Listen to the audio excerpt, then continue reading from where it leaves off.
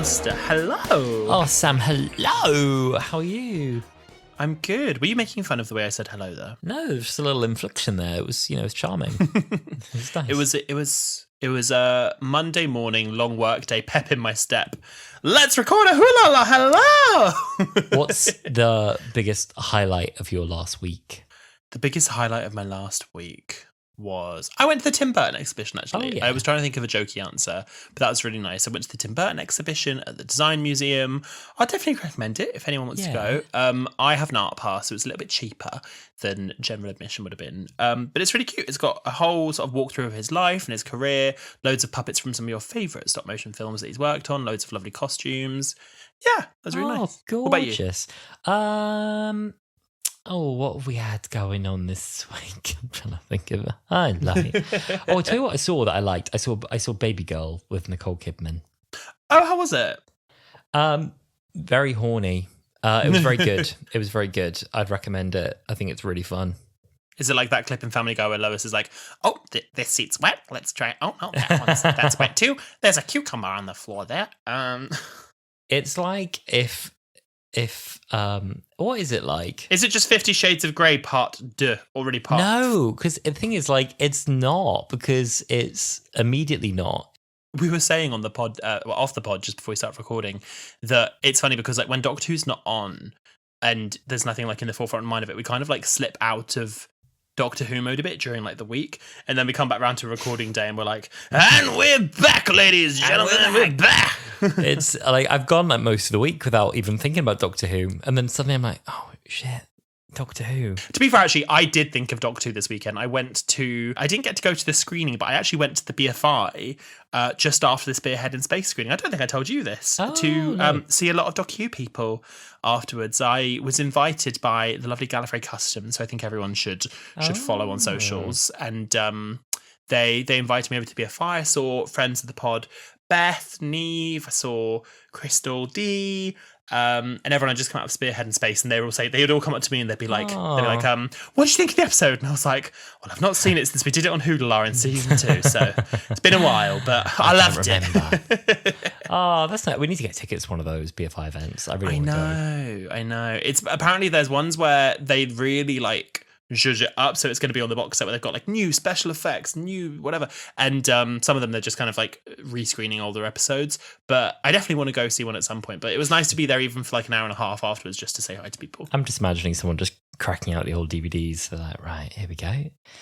This is the best quality there is, so we'll just put this one on. That bit, I just always think of the do do do do do do do do do do do do do do do, you know, when the BBC logo comes on. Mm-hmm. And then what was it? Was it entertainment or just entertain or something? It would go like, there was a lot of scary sounds at the start. I know, of the BBC. The old BBC ribbon. It used to make me feel quite sad. Like it felt very.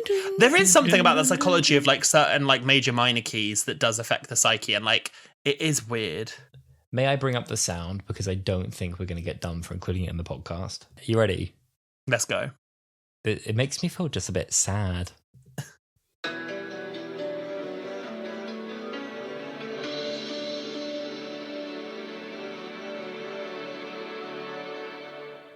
Just a little bit sad. Little bit sad. Sort of sad inside. Oh my God, I was saying that at work the other day. I had to work on Sunday, and we were there at like, I think I got there at about 6 a.m. And me and my friend looked at each other and she was like, how are you? And I was like, I'm feeling a bit awful inside, but I've met some friends. The other sound, of course, is to enter audio navigation, press enter now. It's so funny. Yeah. I remember that used to always be on the beginning of the Sarah Jane Adventures DVDs, and I felt like there was like, have you ever seen that clip of, again, I think it's not my second Family Guy reference on the pod, but where Peter was saying that you get tricked into thinking the movie started, but it's like a title card. And it's like, okay, so we're on a boat. Oh, no, it's moving boat pictures. Okay. Ooh, we're in the woods. We're in a forest. Tree light pictures. Okay, cool. Oh my God, there's a murderer. He's killed that woman. He's running away. It's, axe murderer picture. Okay. That's what I was like waiting for it to start. That's a very well remembered quote. See, I wouldn't be able to remember any of that. Thank you. I have a reference for everything. Thank you. Well, much as I have a reference to everything, I don't want to hold up all of our time at the beginning because I'm actually quite excited to get into what we're talking about today. It's quite a significant episode, this one. It's the end, the demise of the Ponds. I low-key forgot that because we're talking about the Angels Take Manhattan today, if you've not already realised. And the reason being is we're on like a real angel train at the minute. So we did Blink, we've done Time of Angels, done Flesh and Stone, now we're doing this one. And I was suggesting this because we're carrying on the angel train, and then I suddenly realised it was the episode The Ponds Die. And I was like, oh my God, I forgot this happened! And I was watching it and I like suddenly started reliving the trauma and I was like, no! Don't take them away again! Oh my God. It's all happening again. It's all happening again. Oh, well, a little bit of context to this episode. So, yes, we are talking about The Angels Take Manhattan. It was released on the 29th of September 2012, written by Stephen Moffat and directed by Nick Horan. And he's done a wide array. He'd already done The Girl Who Waited, The God Complex, and Asylum of the Daleks. He obviously did The Angels Take Manhattan, and he also directed The Day of the Doctor, which I thought was interesting. It had a viewership of 7.82 million, and it has an IMDb score of 8.9 out of 10, a very juicy IMDb score. That's a very juicy IMDb indeed. My goodness. Yeah. I'm really excited to get into this one. I think I enjoy this one more than I enjoy Time of Angels, Flesh and Stone, and I don't know if that's a controversial opinion or not. I think I agree as well. I think I agree. Yeah, it feels to me, and I'll get into it when we get into our little section of yapping, but it feels to me like a better follow-on, because none of these are sequels to any of these episodes, because it's just episodes that feature the same monsters. But this feels like a much better follow-on from Blink than Time of Angels does, in my humble opinion. I think not getting into it too early. I think what Time of Angels kind of sets up is that the angels can act in a much more sophisticated way than what we saw them doing in Blink, which was them kind of just scavenging and feeding and hiding and being patient. And this has a continuation of them being a much more coordinated and conniving set of hunters. Yes, exactly. Well, look, before we dive into our thoughts on you, dear listeners, as well, let's give you a little recap of the story. I always say, jump on iPlayer, get your TV license, even if you don't, just tick the box, say you do, and watch this episode on iPlayer. But if you don't have iPlayer, you just don't want to, dive into this episode of the podcast, here is a little recap of the story. The story begins in 1930s New York, where private detective Sam Garner is hired to investigate the mysterious Winter Key apartment building. Inside, he encounters a version of himself as an old man dying in bed. Before he can escape, the weeping angels trap him in the past, sealing his fate as the old man in the bed. Meanwhile, in the present-day Central Park, the 11th Doctor, Amy and Rory, relax with a picnic. The Doctor reads a noir-style detective by Melody Malone, only to realise the events he's describing are their present actions. When Rory goes out to get his coffee, he's sent back in time by a cherub angel, reappearing in 1938. He is quickly captured by the sinister crime boss Gale, who also has River Song, aka Melody Malone, in his custody. Gale forces River to examine a chained weeping angel, which traps her by grabbing her wrist, having to break it to free herself. Using the book's clues, the Doctor and Amy travel to 1938 and reunite with River. The Doctor, after realising she lied to him and has broken her wrist, heals her using her regeneration energy, much to her disdain. Rory is taken again, this time by cherub angels, and together they find him at Winter Key, where he encounters his elderly self, proving that he will live and die there unless history is altered. Refusing to accept his fate, he runs to the roof and hears loud footsteps, realising that the Statue of Liberty is actually a weeping angel. Rory makes a desperate plan to make a paradox by jumping off the building and dying before he can die of old age. Amy refuses to let him jump unless she goes with him to prove that he believes in his theory, together or not at all. They leap together, falling to their death, but the paradox succeeds, erasing Winter Key and returning them all to safe present-day New York. However, just as they prepare to leave the TARDIS, Rory finds a grave with his name on it. A lone weeping angel sends him back in time, and they realise that due to the paradox, they can never return to him. Amy knows she can't live without him, so chooses to let the angel send her back too. She says her goodbyes to River and her Raggedy Man, and allows the angel to take her, the grave soon showing her name as well as Rory's. She lived out her life with Rory, and is now gone forever. River comforts the Doctor as she can travel to see them again, though the Doctor never will. She tells him that she'll write the Melody Malone book that led them there to begin with and will ask Amy to write him an afterword. He runs back to the book to find the last page and reads Amy's final farewell. She tells him that they lived happily and asks him not to travel alone, before telling him that this is the story of Amelia Pond and this is how it ends. Yeah. Oh, it's so sad. There's like 3 times this episode where I'm gonna like burst into tears. I was watching this in the office and I literally like had moments where I was like I think it's so sad. This is really bad. This episode hasn't ever made me cry. Oh, I definitely have cried over this episode. Like, even now watching it, I didn't cry watching it this time, but I was watching it in, like, the wrong context. I was at work. There's 3 moments. It's the bit when the Ponds jump off the side of the building. It's the bit where Amy says goodbye to the doctor. And then it's the bit where she reads her epilogue. And, yes. So sad. Those are the 3 bits. I get chills. They don't bring me to the... But also, my darling, you've not cried in 5 years. Do you know what got me really emotional the other day? I was listening to the soundtrack to 1917, the movie, you know, the one where he's doing like, you know, that like famous scene where he's doing like the run across the field and she gets like knocked over and da-da-da. And then I was listening to that and I was like, oh, I was getting like a little lump in my throat and I was like, oh my goodness me, I must have, oh, how strange, that's activated must be something. feeling a feeling. And then oh, how strange. And then I sat on the train and I watched the actual clip and I was like, oh gosh. Like, oh, something's happening in my eyes. And I was like, oh, better stop that. Oh my God. You know, they recreated that scene in Sex Education. Sex Education. It's so funny. It's so random.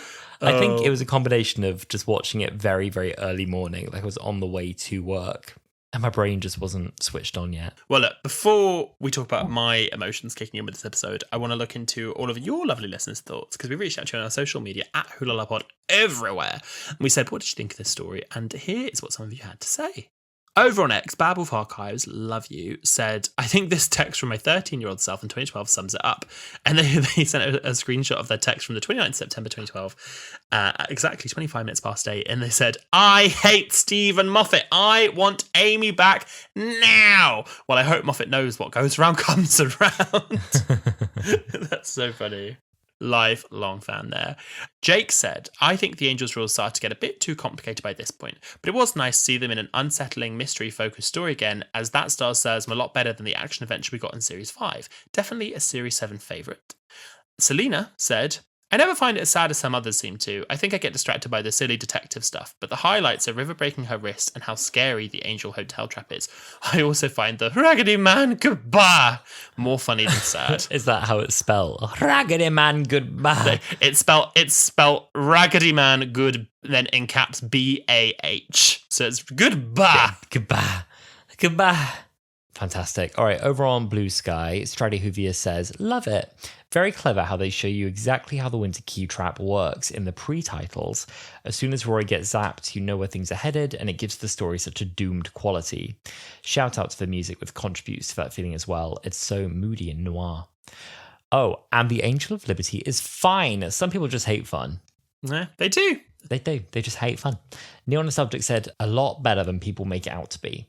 I'll admit the Statue of Liberty being an angel was kind of silly, but that ending was truly traumatic, and I'm waiting for Moffat to pay my therapy bills. I think there's a lot of therapy bills that Moffat owes. Laura said, I remember it being a truly brilliant episode, but it remains the only episode of Doctor Who I've never rewatched because I cannot say goodbye to my beloved Ponds again.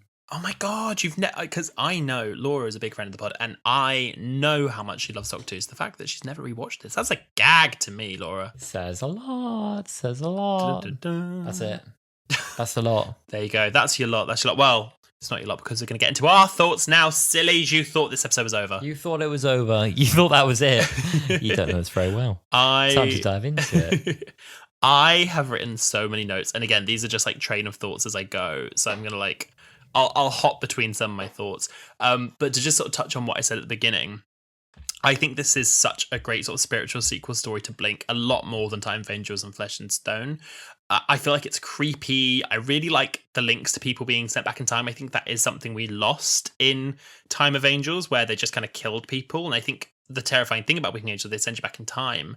And there's a lot of sort of elements of Blink that they brought back to the story in this. So at the end of Blink, when we had the little epilogue that was like, showing all the different statues in London, which is obviously Cardiff, and basically being like, any statue can be a weeping angel, you never know. And showing that in here, that any statue can become a weeping angel.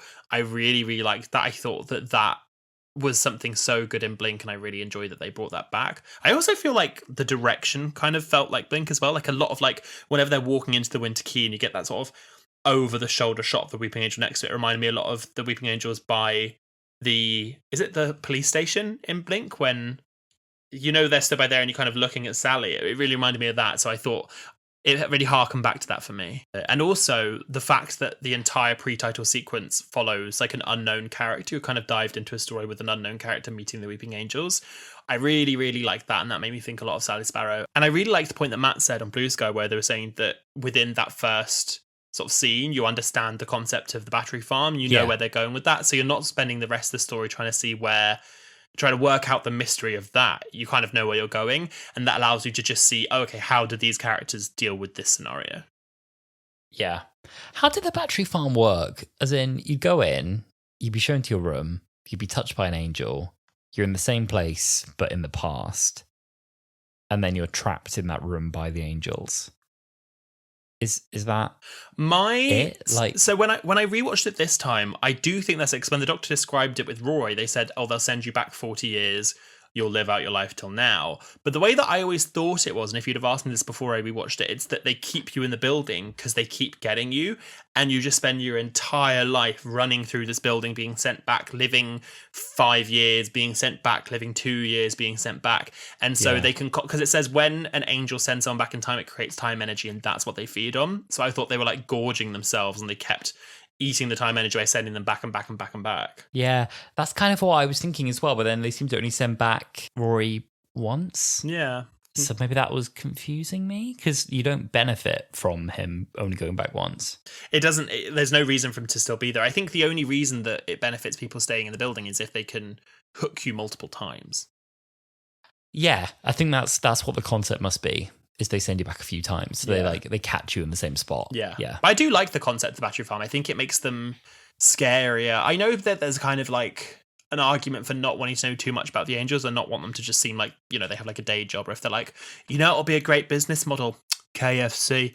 And like, you know what I mean? But I think that showing them as hunters, but that they can like devise a plan that really benefits them, I think that does make them a bit scarier. Yeah, someone had a complaint about the fact that they surely can't talk to each other, and someone suggested they probably have a bit of telepathy, which makes sense to me, that they operate with a little bit of like an angel hive mind, perhaps. Yeah, I mean, in the same way that with Angel Bob, like the Doctor directly talks to Angel Bob in the last one, and they don't move, they're communicating with the Doctor, but you see Angel Bob while they're quote unquote talking, and they're just a stoic angel. So, and then it's the same as well, kind of with Division in the next Weeping Angel story we get. They're kind of talking through someone else, so they kind of like have the hand on the shoulder and they're talking through her. So yeah, I definitely think that they can speak. When we see the captured angel as well, it's got its mouth open, and River's like, it's screaming.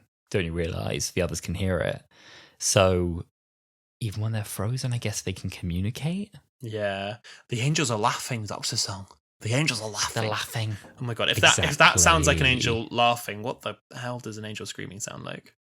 Can you imagine? Cycling back a bit, I was going to say the opening of this I really liked because it didn't feel very Who.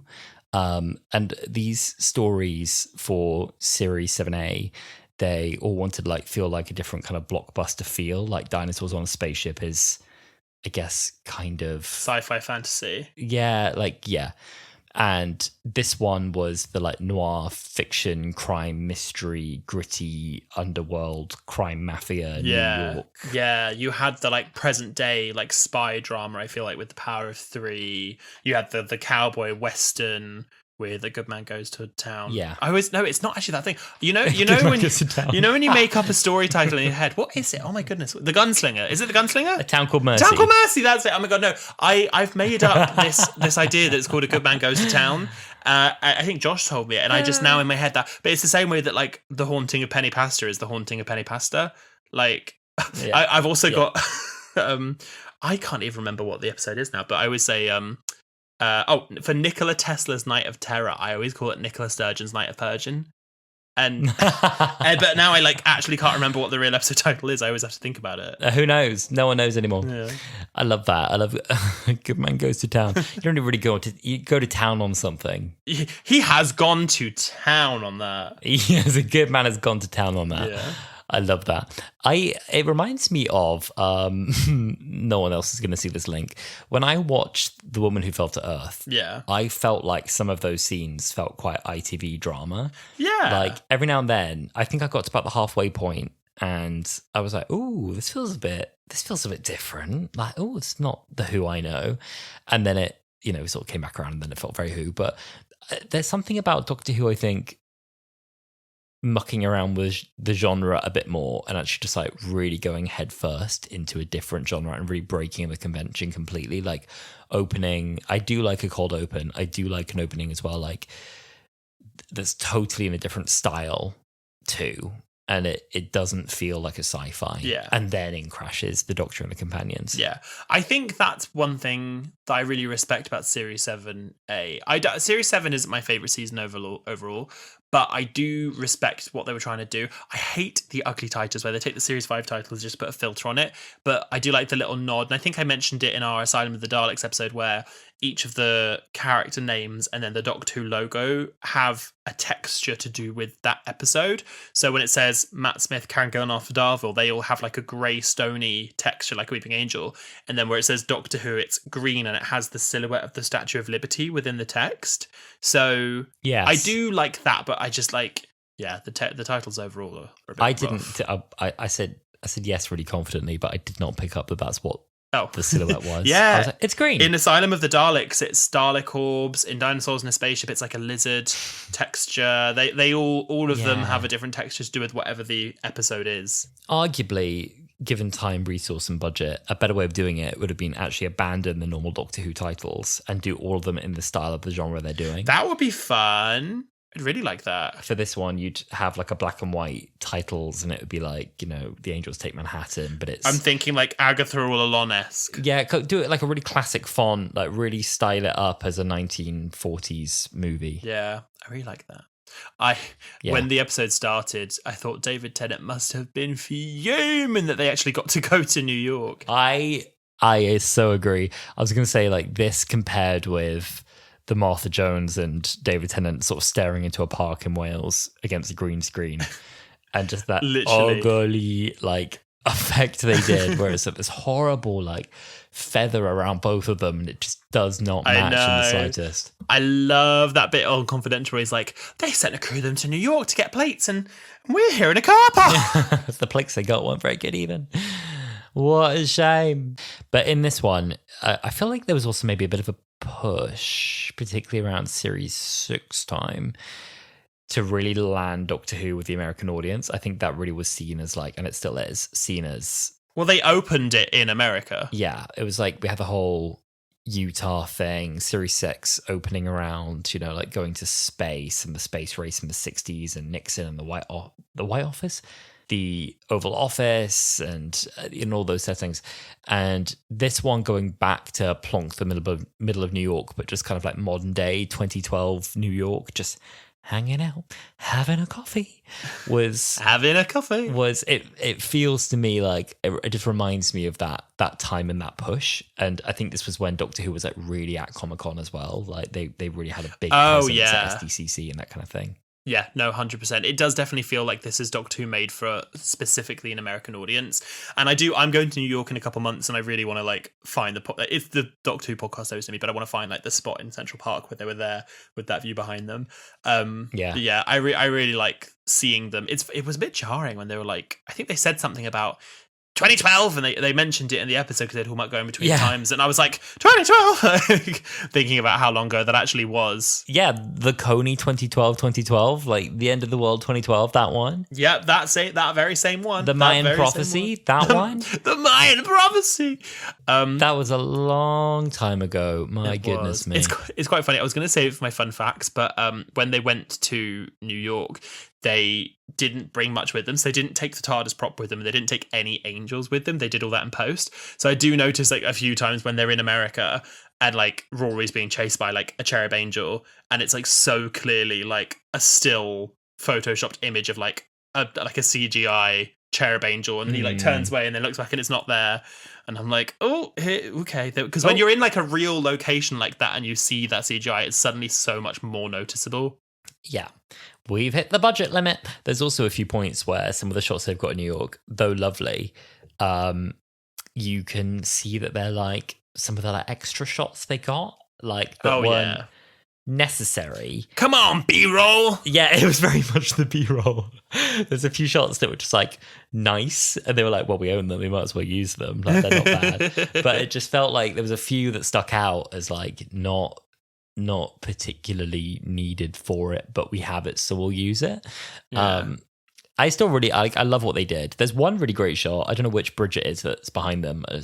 I'll say Brooklyn Bridge. I've got no idea.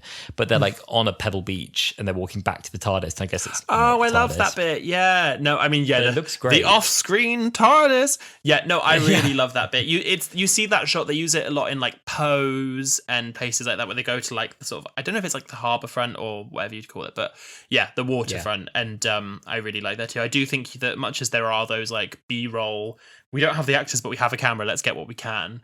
We'll get what we can. I do like that they diversify the shots with that. And then it's quite funny when you do go to like the graveyard from Death in Heaven, and they do go to that's it, the Tyler's house in, the parallel world Tyler's house, and you go to so you'll have like real world New York, and then all of a sudden like reused BBC sets, and it's quite like jarring between the two. That, I think that one house is one of the ones that we tried to go to when we were was it? Is it not also the Via Penne Pasta? Is that not? It might well be. It could well be. I think it is.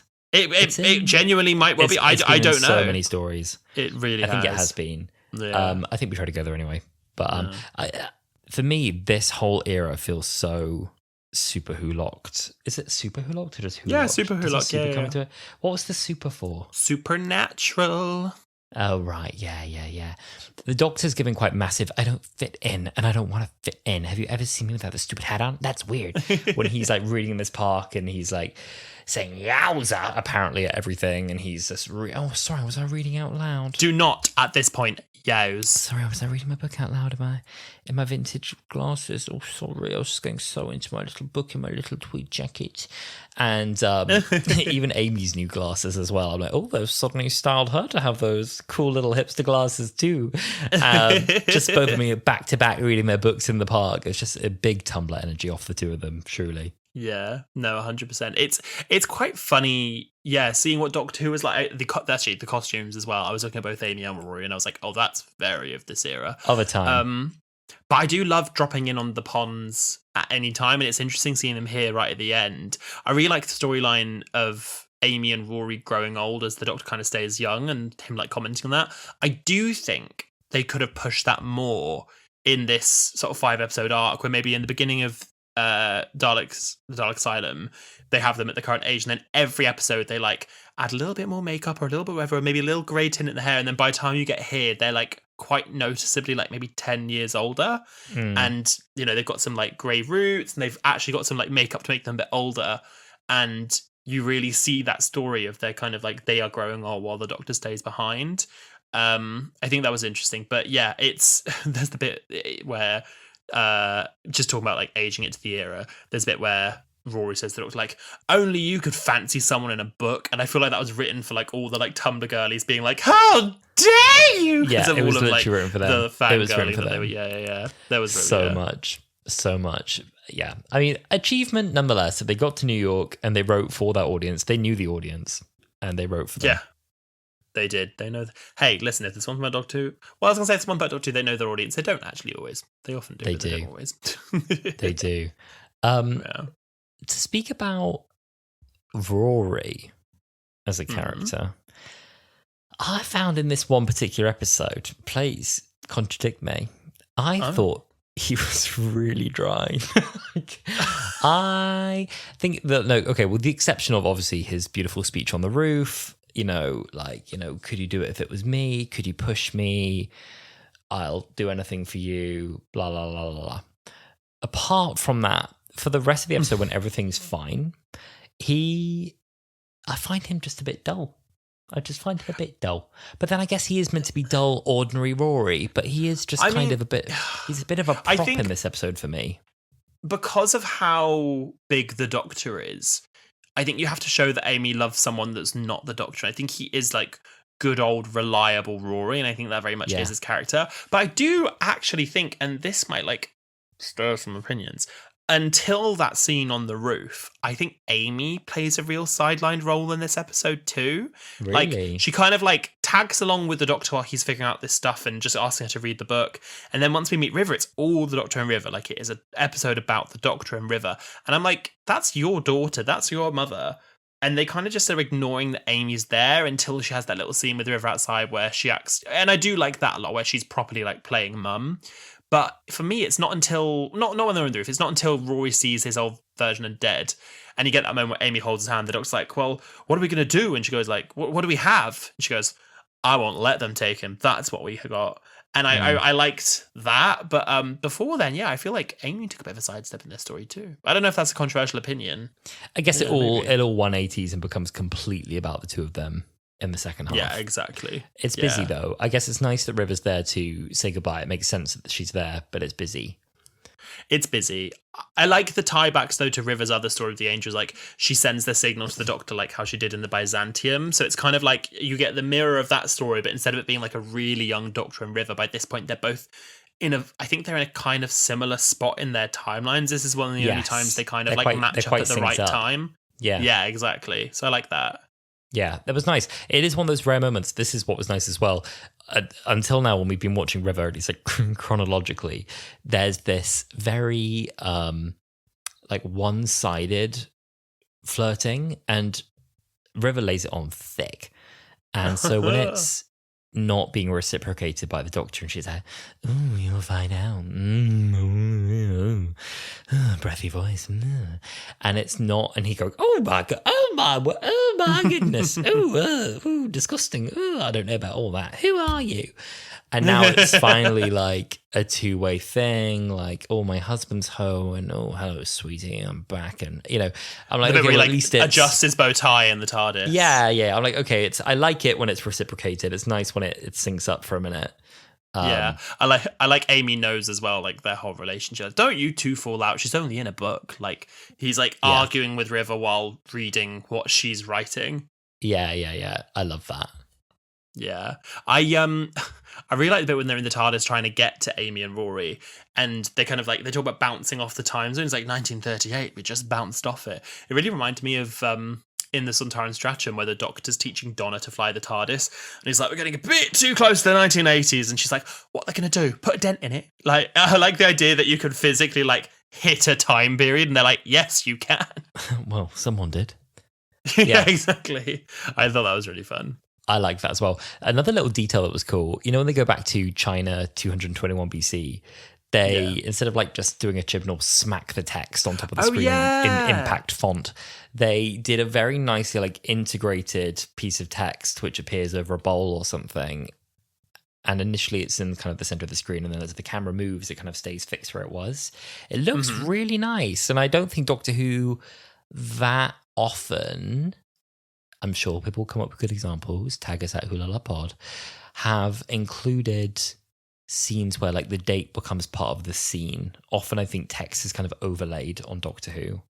I like it when they really include it. I noticed that too, because it's kind of like, it's like a chalky effect, and especially because that whole scene is about them writing on the Ming vases so that they know that they'll get a translation from River. I think like that could be a common thing that Doctor Who kept doing because it looks really good. Yeah, I really like it. How do you feel about baby angels? I love them. Now, what's that bit that Donna goes, it's gorgeous. It's gorgeous. I really, really like it. I really want, this is again another Sam Figure thing. They released this play set in like the late 2010s. No, like mid 2010s. They changed the Doctor Who figure line to like the mini ones, and they released these play sets to be like, wow, look at all the cool Doctor Who stuff you can get. And they released like these tiny little mini, maybe like 2 centimeter cherub angel figures, and I want them so bad. I know, but I really like them. I think that they do a very good job of making them look like they still fit the world of the Weeping Angels, because when you look at the other statues, it's kind of a bit like they're just a statue. What separates them from the angels? Whereas these cherub angels, I felt like believably were baby weeping angels. And I think they're so creepy. The bit when Rory's in the basement, you hear them like, and like kind of like around him. One of them's like blowing out the match.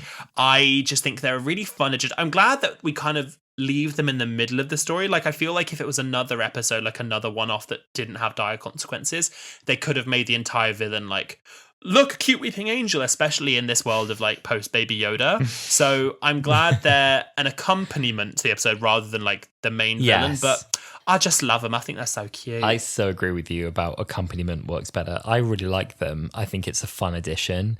Like, of course they have a life cycle. Of course they start as these cherubs. Like, that makes sense, sure. Or maybe they don't. Like, maybe they're not, baby angels. Maybe they're always cherubs. They're some other version and they just, don't have the same power, or they're just doing something different completely. Like, who knows?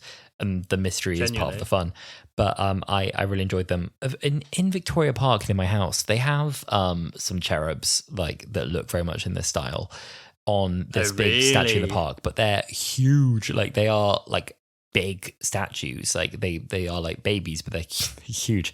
And if you really pay attention to them, they're quite buff. Like, the babies have, like, not necessarily in Doc 2, I didn't really check, but like, I think it's also a common thing, like, in that style of artwork. I don't know what period of art this is, but the babies have abs. The babies are shredded. They have, like, if you really pay attention, they have their little cherub faces and their little cherub haircuts and, a little cloth or whatever on them. But like, they have, for some reason, biceps and a six-pack.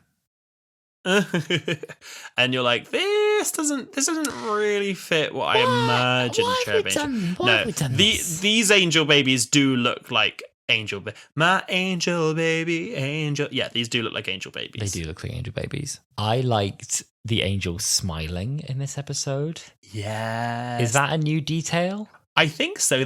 I didn't love, the like destroyed one that's been tortured and she smiles, but I don't know if it's maybe the mask applied weird and she's kind of like, oh, I didn't like that.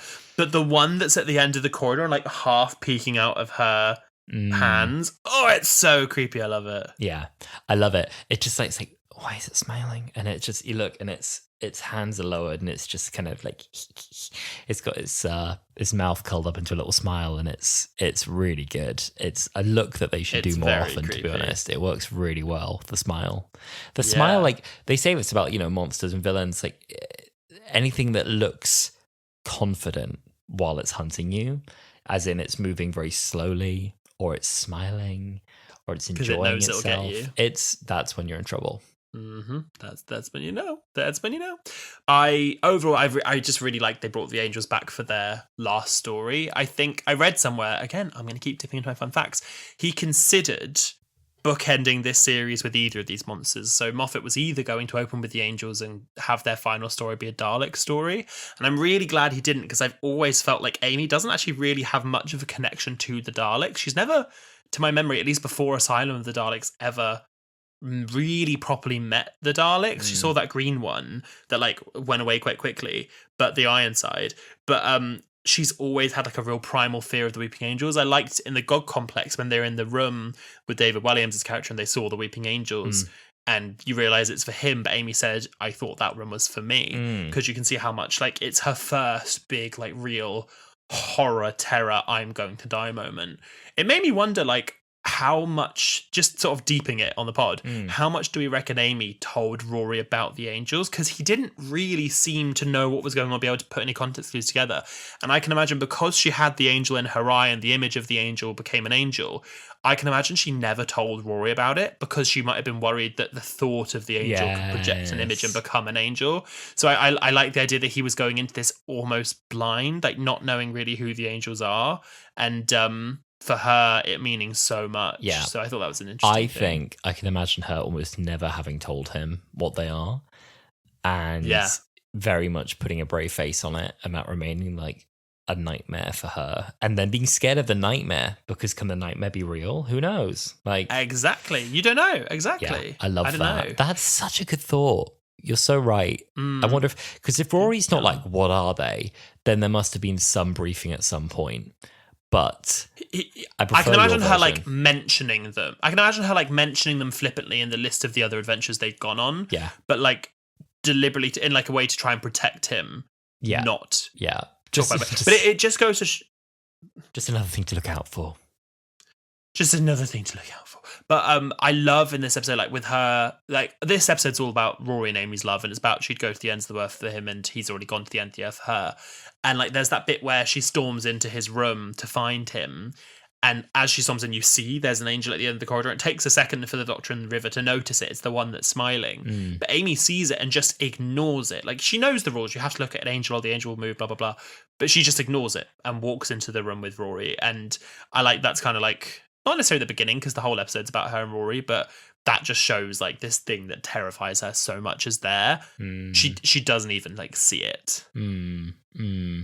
Yeah. I like that on that, this story comes back to Amy's choice again. It feels like that's a really nice full circle thing, that it comes back to the original question, which is, will she choose the Doctor or will she choose Rory? Because it remains this tension all the way through 5, 6, and now the ending. Like it's always said, it's you idiot. Da, da, da, da, da, da. But it's always like, is it? Could she give up the Doctor? Is she enjoying that she has both?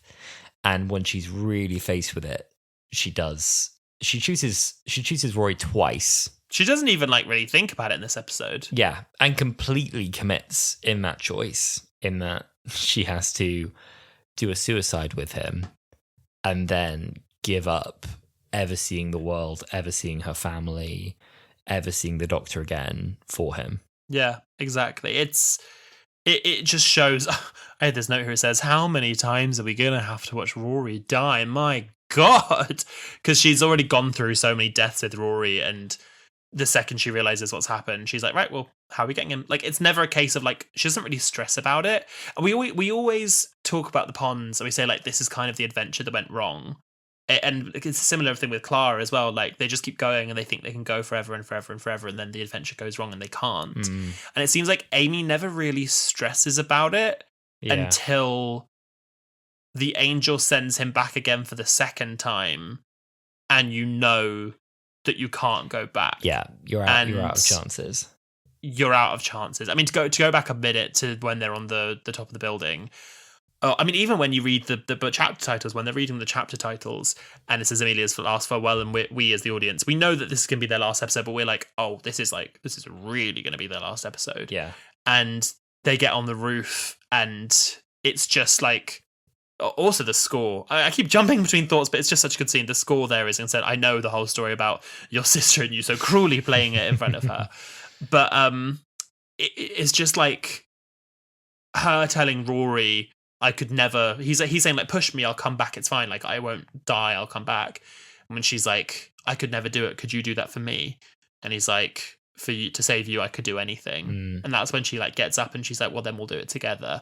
It just like that. There's never been a more unifying proof of her choosing Rory. Yes. Yeah.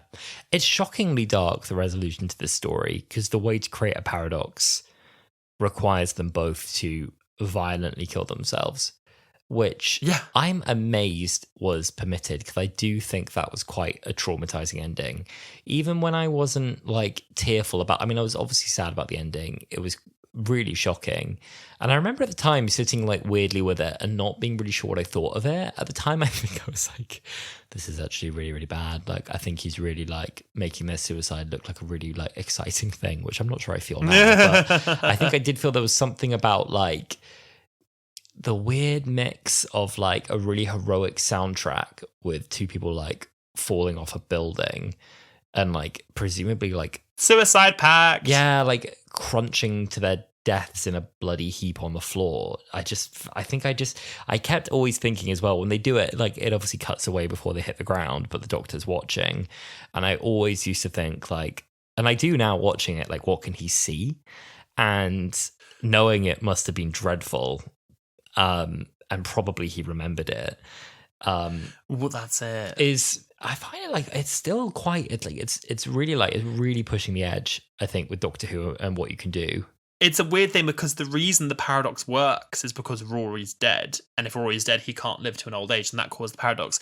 In my head, I feel like what the Doctor saw is one of those big sparkles of paradox energy and whatever. But you're right that, like, for it to work, they had to hit the ground, smush. The Doctor was watching, the Doctor saw.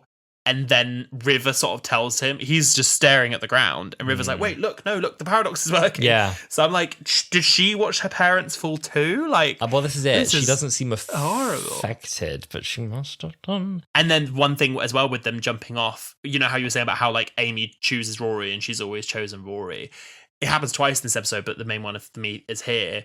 When they jump, the Doctor goes, Amy! And then he runs up and he goes over the edge again and he goes, Amy! And he shouts her name for a second time and kind of, like, ignores that Rory's doing it too. Right. And it happens again at the end when Rory gets taken by the angel. The Doctor quite serenely is like, I'm sorry, he's gone. Like, we can't go back for him. And then when Amy suggests that she'll do the same, and he's like, I'm alright, and it just kind of, in like a kind of a sad way, it shows me that, like, the Doctor's never cared for Rory in the way he cares for Amy. And I know it's because, you know, the first face this face saw, but he really, I think, shows his colours. He does, actually. That's a very good observation. And I think to read into that cynically against the Doctor here, I think he maybe likes that Rory serves a useful purpose for Amy, in that he thinks that, you know, he's good for her, and he knows that he's not, you know, right for what Amy needs in terms of fulfilling her romantic emotional needs. And he's probably like glad, like, great, well, I get to have this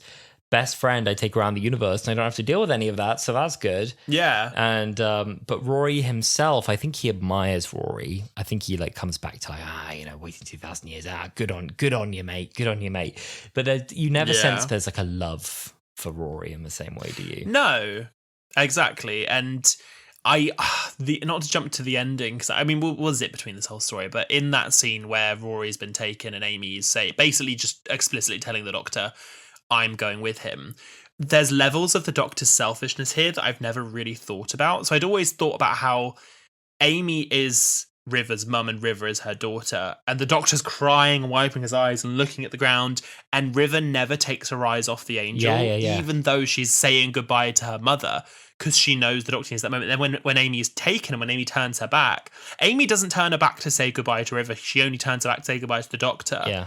River never stops looking while the Doctor's crying, and he kind of, like, apologizes later and says, oh, I didn't even think they were your parents. And she's like, oh, it doesn't matter.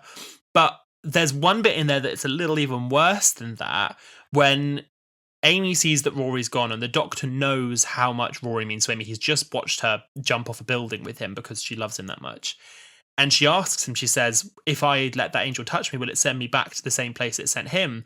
And the Doctor goes, I don't know. Nobody knows. Yeah. And it's a lie, because Billy, the Doctor planned, he knew that Billy would get touched by the same weeping angel that brought him and Martha back. He knows that's how they work. And he lies to Amy to try and convince her to stay. And it's River who stops, because River, don't forget, she found the Book of the Angels. She knows all about them. And she went, Doctor, shut up. Yes, it is. Because she wants her parents to be together. And it really shows how selfish and, like, number one, the Doctor lies he is in that scene.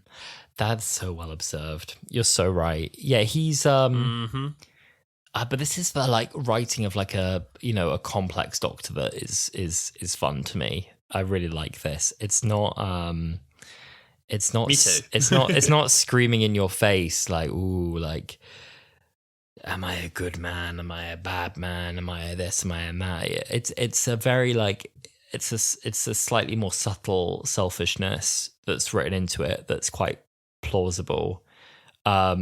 The other selfish moment from the Doctor in this episode is when he leaves River to work out how to get out of the angel, because she's, like, trapped. The angel's got a hand around her wrist, and he's like, well, like, great, now, you know, if you have to break your wrist, then we know that the future's fixed. And then he gets angry because he's read that in the future there's going to be this Amelia's final farewell. He can't accept that that's going to happen. He's fuming, and he's like, you better get on that thing without breaking your wrist. And leaves her there. She breaks her own wrist, getting out of this angel, is bleeding. It's like, right, off we go, da-da-da-da-da-da-da. Must be putting, like, an incredibly brave face on a broken wrist, bleeding. And he's like, "Where off we go?" And she's like, "Ah." And he's like, "What?" And it's like, you broke your wrist. And, and that's kind of, then she's like, "Oh, that's a failure on my part." And then he heals her and he kind of thinks, "There we are, all better." And she's like, "You are so, for thinking like that fixes it all, and being like, there we are, all better." There's lots of levels. I never really deeped it until watching it on this time. There's lots of levels of the Doctor's selfishness. And I think a lot of it he doesn't even realise. Like you said there, he thinks, "Oh, all better now, all done and sorted." And she has to be like, "You idiot, of course it's not." But also that even without trying, from little comments, I guess, of like, "Oh, I don't like those glasses. It makes your eyes look all liney." "Oh, will do." And ripping out the book and saying he doesn't like endings. And River, who is so in love with him, has spent her whole life. Remember, she like flippantly commented in one of the episodes when she was, I think it was Let's Kill Hitler, when she's like, "I think I might start bringing the age down just to freak him out." And, obviously logistically, it's because the first time we see her, it's the youngest Alex Kingston ever was. But I hate this idea, but I also love it just from a story standpoint, that River is constantly trying to make herself younger because she knows that she's in love with an immortal that will never really age. And she sort of holds that burden to herself to the point where if he tells her, "Get out of there without breaking your wrist," whether or not she breaks the wrist, she's going to pretend like she hasn't, because the Doctor doesn't want to see that you're hurting and injured and weak and older. And it shows quite a toxic side of the relationship. I don't think we really think about that much. I agree. I really like that. The "never let him see you age" line was pretty shocking. It's a much more blunt way of saying she's learned what Sarah Jane also knew, which is that like you'll reach a point where you start getting older and he'll dump you. Like there's a point where like you won't be able to keep up and he'll probably leave you behind. Yeah. Which is frankly like that's it's as simple as that. Like he, I think, has a lot of affection for his old companions, but he does dump pretty much 100% of them, with the exclusion of Jodie's Doctor. 13 is quite happy to have Dan and Graham and whoever else wants to come. Anyone else come? I mean, 12 has Nardole, I guess. Nardole the whole time. It's like, never weird let him see you robot age. Never let him see you age. Exactly. Oh god, yeah, it's interesting. I mean, it's quite a nice bookend, but so to speak, about, they open the episode about the Doctor not liking endings, becomes a big plot thread, and then at the very end he actually needs to read the end because that's where the payoff is, and that's where he'll get some kind of like closure. I do think a couple of times it's maybe like a little nitpicky thing. There's a few things in this episode that just feel a bit like convenient for the plot, and like that's why they're in. Like, time can be rewritten. Not once you've read it. Like, to my memory, like, that's never been a thing I before. thought that too. I was like, that's not the rule. Yeah, exactly. It's like, that's just that's what you... Okay, you just said that now. Okie dokie, all right. Yeah. But, don't want to linger on that. Yeah. Yeah, there's, more issues with the mechanics again, which do bother me every time because, as you said, like, the Doctor seems to be, like, looking at the angel as Amy vanishes. Like, I don't think he blinked as she said goodbye. Maybe he did. That angel in the graveyard isn't disposed of, so it's presumably still there killing in the cemetery till this day. There's lots of points where the angels like corner them in the corridor and they're looking at each other from opposite end, the angels, and that doesn't seem to cause any issues for them. They're coming up the stairs, they can see each other, not an issue. We won't go into the Statue of Liberty. But yeah, the time travel... I'll mention it for a second. I think it's fun. I understand, like, it can't move when observed, and is the whole of New York just like boop in a book covering its eyes and like not looking, can't see, not looking, can't see. I almost don't even think of it as real because it's like the paradox thing and like it's I kind of don't even think it's real. I'm fine. I think it's funny. I have no issue with it. Also, Stephen Moffat gave an explanation for it if you'd like to hear it that I think is quite good. Has he? Oh my god, yeah, he please. Has. How can the Statue of Liberty move? So he says it's essentially all to do with how the Weeping Angels have just totally captured New York at this point in time. So in this timeline, until they reset it by killing them all with the paradox, New York is like overrun with angels, basically. So The angels can do so many things. They can bend time, climb inside your mind, hide in pictures, steal your voice, mess with your perception, leak stone from your eye. New York in 1938 was a nest of angels, and the people barely more than farm animals. The abattoir of the lonely assassins. In those terrible days in that conquered city, you saw and understood only what the angels allowed. So liberty could move and hunt as it wished in the blink of an eye, unseen by the lowly creatures upon which it preyed. See, that actually is an example of a showrunner explaining something outside of the show that I don't think needed to be explained in the show. Like, in the show, you're like, oh, that's actually an angel. That's cool. That's funny. Moving on. And, like, that's kind of all you need. Yeah. I like that explanation a lot. Some of that explanation, it's actually, like, good enough to have been in the opener as, like, a dialogue that could have been, like, you know, the angels can do so many things. They can bend time, climb inside your mind, hide inside pictures. That's what they said about the detective, the angels. Detective at the beginning saying that instead. New York, 1938. It's a nest of angels, and the people are barely more than cattle. Like, you could do a little bit. You could. I think that's quite fun. I just think it's listen, it's controversial, but whatever happened to fun. Whatever happened to fun. And then he did also talk about why the Ponds can't just leave New York and go somewhere else as well. That was I always used to think about that and be like, can they not just go out of New York? Can the Doctor go earlier and like age within New York until they get there? But he said New York would still burn. The point being, he can't interfere. Here's the fan answer. This is not what you'd ever put out on BBC One, because most people watch the show and just think, well, there's a gravestone, so obviously he can't visit them again. But the fan answer is, in normal circumstances, he might have gone back and said, look, we'll just put up a headstone and we'll write the book. But there's so much scar tissue and the number of paradoxes that have already been inflicted on that nexus of timelines that it will rip apart if you try to do one more thing. He has to leave it alone. Normally he could perform some surgery, but this time too much surgery has already been performed. But imagine saying that on BBC One.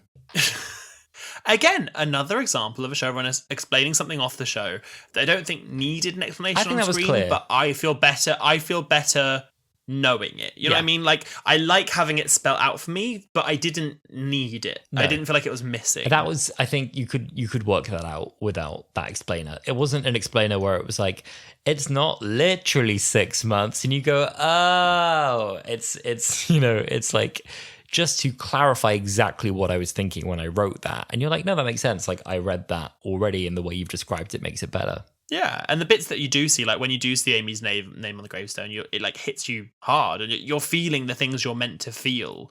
Like, I don't think it needs all the techno baggle, you know? At the very end, did he go back and rewrite Amy's timeline so that... I think... Sorry, I interrupted before you finished the question. At the end, did he actually go back, do you think, and rewrite Amy's timeline? Because she kind of asks, like, oh, there's a lonely little girl who's going to wait a very long time.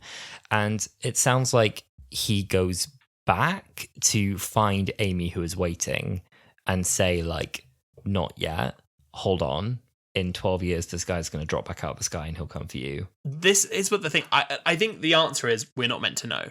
But I like the idea that it is. I like the idea that the reason that Amy hung on to the idea of the Raggedy Man is because the Doctor came back to Amelia the very next day and said, you know, she was with the suitcase and she looked up and she saw the TARDIS and I see the scene in my head where she goes in ready to have adventures and he says, Amelia, like, now's not the time. I'm going to come back and I'm going to need you to be brave and I'm going to need you to wait for me because one day you're going to have adventures with pirates and you're going to fall in love and say all the stuff that Amy told him to say. Yeah. But that's not today. I need you to wait for me.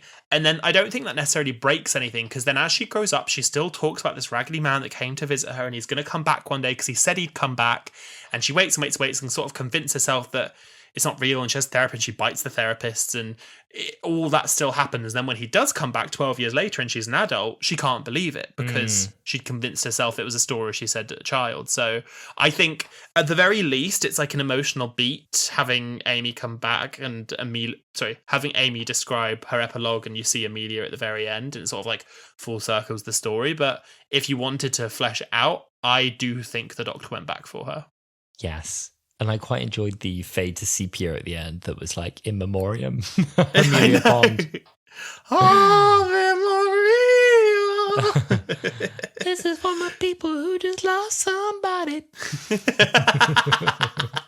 That was it. Where was young Rory from Let's Kill Hitler when it's like Amy, Rory, and Melody? Where's his like pause of the sepia tone? He doesn't get it. He's not allowed it. He doesn't get one. He's not the main character. They're like, you've had enough death scenes. He's a supporting actor only. One final thing I just want to say before we get into Camp or Damp is I really love, it's not an on-screen thing, but when they were filming the scene of the Doctor reading Amy's epilogue, that Karen was sat next to him off screen and reading it to him in real time, and he was like crying in real time. And I just thought that like, you really felt that, I think, when watching it. Like, he takes off and he's like wiping away these tears, and it's such an extreme close-up because Karen's right next to him. And these people who were and are like best friends for so long and seeing each other every day, you really felt like that for both the Doctor, Amy, and Matt and Karen was a real goodbye to this era of their lives. Yeah, I think that was a really nice touch to have her like read it live to him in the park. I remember seeing that footage, the sort of behind the scenes people had filmed from a distance, and I can't remember if it must have come out before the episode came out, but I remember seeing that and no one knew what they were saying, and maybe someone overheard a piece of it and that was like leaked with it, but I don't think it spoiled anything, but you knew there had been a goodbye. I don't know. Yeah, it certainly wasn't leaked to me. I actually leaked it to someone else because when the episode aired, I posted on my Facebook. I was like, "R.I.P. Amy and Rory, I'll miss you so much." And then the next day, someone in school was like, "That was a dick fucking move," because I had not. I tweeted it, like I posted on Facebook like as soon as the episode was over, and they were like, "Ouch! Like, give me a minute."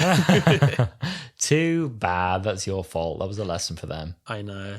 Don't log on to social media the minute after it's aired. No, don't catch up. Come on, that was pre-streaming era. That's your fault. Exactly. You need to watch it live. Well, after that episode and after we say goodbye to the ponds, I do have after that joy, I have a fun little game. A little game called Camp or Damp. Oh God! Oh my God! Now, for anyone who is not a regular listener who are, we like to play a little game called Camp or Damp, where we look back at moments from the episode we've just watched and we say whether they're camp or whether they are damp. Alasdair, are you in? I'm ready. River on the cover of Melody Malone, Camp or Damp? Camp, and from memory, it was quite cleavage heavy. Am I wrong? It was busty. When River was like, "I don't love the cover," I was like, "I've seen your outfits, River. I think you like the cover very much." I think you're lying. I think that wasn't the truth there. I love it. A Weeping Angel girlfriend, Camp or Damp? Unfortunately, we can't call it camp because she's kept in terrible conditions and abused. So it's not camp. No. Do you reckon Weeping Angels are all lesbians? Weeping Angels are oh yeah. Yeah, or all like sexless, or two very good friends. They're two very good friends that lived with each other until they died. I didn't think about that. Or just they like asexual. In a world where Weeping Angels have jobs and like work at Division, I feel like they come home and they're like, "Honey, I'm home," and they have to like feed the cherub baby. Don't look at me, honey. Just letting you know I'm in the bathroom. Don't come in here or we'll get frozen. Don't come in. They come out and they're like, shit, because they're both wearing the exact same like gown, and they both got their eyes go. Or they look at each other and they freeze and they're like, shit. And finally, the Statue of Angels, aka the Statue of Liberty, Camp or Damp? I think it's camp. Let's call it camp. Certified. Me too. Certified. CAMP camp. CAMP camp. Certified approved. Now, I've got a couple of fun facts for you. Now, I'll preface, I did put a couple of my fun facts in the episode, so it's not as many fun facts, but there are some. So, chronologically, this was the final televised live-action story to feature Matt Smith in the 11th Doctor's tweed jacket, to feature that interior of the TARDIS, and to have the Series 5 title sequence. So there's a lot of lasts in this episode, which is funny for, like, what's effectively a mid-season finale. Yes. It's weird, isn't it? I don't know if we know, I'm sure we do know, but I don't know if you know why they could only do 5? I don't. I'm asking. Oh, I feel like it was just something similar to when they had to do the specials where they just didn't have it commissioned or they wouldn't have time. It's probably, to be honest, it's to do with like actors' schedules and the time allowed. So I always find it funny when they're like, it's Series 7A and Series 7B. Like, for me, it's just Series 7 is a mini-series. Then it's Series 8, and like Series 8 is Series 7B. Like they're two completely separate entities. I don't think it's just that like the BBC would have I reckon it's that the BBC commissioned them for a 13 episode series, and they realised that actor schedules wouldn't allow for a full series of filming, and maybe they couldn't get Karen Gillan and that to sign a full series contract. So they were like, okay, we'll break it into 2 parts. Matt will do them all. Karen and Arthur will do the first half, and then we'll get a new companion for the second. Yeah, and because we're saving on a few episodes, we'll beef up the budget for the first 5 a bit. Exactly. Yeah. Exactly. Yeah. So a significant trim of this episode was done in post-production, which involved the Doctor and Amy reflecting on how much time was passing between his visits with them. But by that point, Stephen Moffat had already written that kind of scene in The Power of Three, and he felt like it was more sort of sentimental in that scene. He didn't feel the need to double up on it in this episode. Yeah. So it's cut. It's cut. That's kind of a warning sign, isn't it? That death is coming. It's when someone's starting to settle peacefully and things are starting to, they found a bit of a rhythm, and it's, we don't see you so much, these days. And no. Don't see so much. It's because you're about to die. And finally, this one was interesting. I don't know whether this was just the script, whether they filmed anything. I'm assuming it was just in the script. Originally, when the TARDIS was unable to materialise in New York and it bounced off the timeline, it was shunted back to the Viking era, and the Doctor and Amy are going to arrive in Viking era. This comes back to like Moffat's favourite thing in the world, isn't it? It's just how many locations can I cram in to one story? I mean, he chucked in the Ming era, the Ming Dynasty, China. Yeah. And also for a very brief bit as well, like a 30-second bit. I feel like they then reused that set. Do you remember that TARDIS minisode prequel for Asylum of the Daleks, where he's like he teaches someone how to make pasta like 1,000 years too early? He's in that kind of set. I feel like they like reused that set for that. They're like, we'll film that bit here. We'll do that again. We'll just keep you at the back. Do that again. Well, what do you think of this episode overall, Alasdair? I think it's a very sad ending for the Ponds, but they were always going to have to be kind of, I think, ripped away from the Doctor. It's extra sad, I think, given they just had kind of Brian come on board with the whole thing and say, look after them, da-da-da-da-da-da. What does he do? Gets them lost. So it's a good story. It's a really nice continuation, I think, to the Angels saga. Once again, showing they're much smarter than we think they are.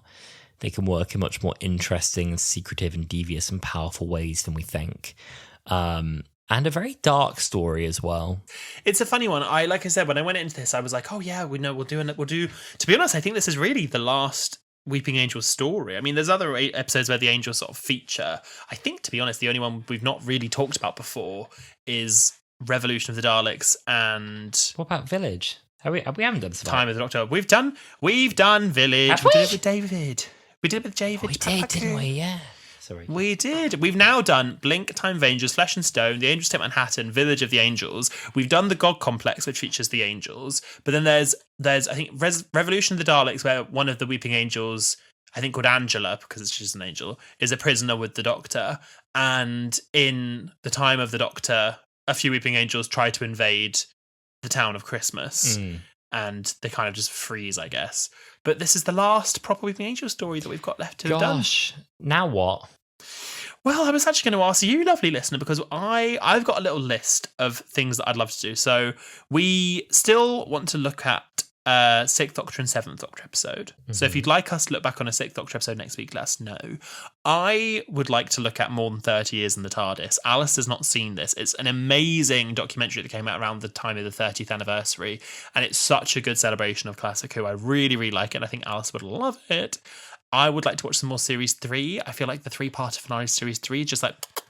so tasty. I don't know. What do you want to do, Alistair? There's some stuff that you're jumping out to do? Oh, the Series 3 finale. I can't believe we haven't done that yet. But that almost like needs a little bit of a build, maybe with some more Martha episodes. I could be wrong.